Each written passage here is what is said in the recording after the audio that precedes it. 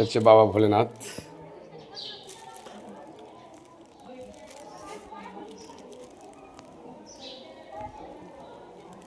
এটা হচ্ছে সয়া মাতা, মারাঠিতে বলা হয় সয়া মাতা।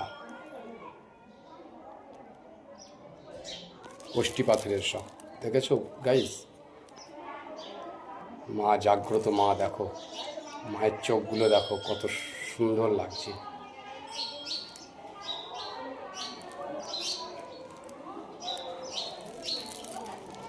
এই হচ্ছে মেন গর্ভগৃহ।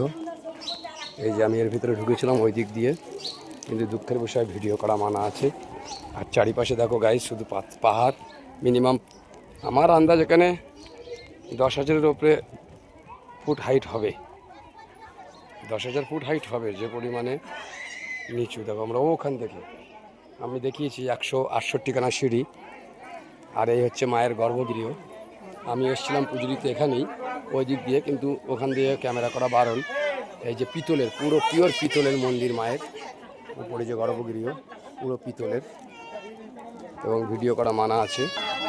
এটা হচ্ছে মেন গেট, উপরে মায়ের এই যেখান দিয়ে পুজো দেওয়া যায়।